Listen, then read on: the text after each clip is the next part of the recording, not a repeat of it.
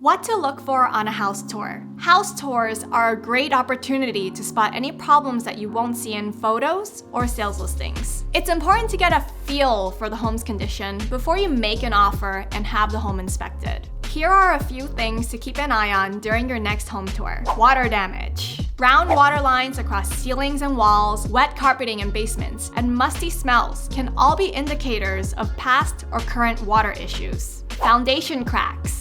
Misaligned doors and windows, sticking doors, and sloping stairs or floors could signal foundation problems. Drafty windows. Older windows may not close tightly, which will cost you more to run the heat and the air conditioning. Test a few windows to make sure that they open and close easily and securely. Noise. It's important to open your ears and listen for street noise, air traffic, school bells, and noisy nearby businesses that no house listing can convey. The neighborhood.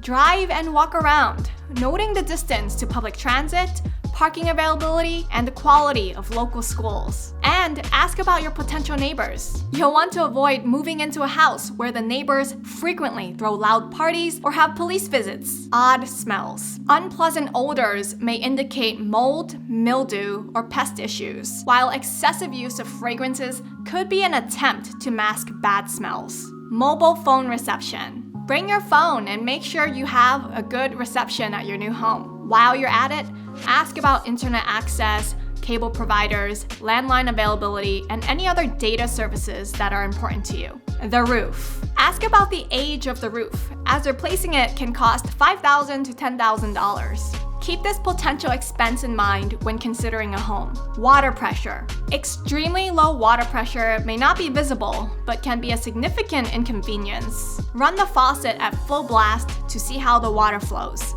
I highly suggest having your real estate agent join you on the tour for a second opinion, as they might catch something that you might miss. That's it for today. Thanks for watching, and I wish you the best on your home buying journey.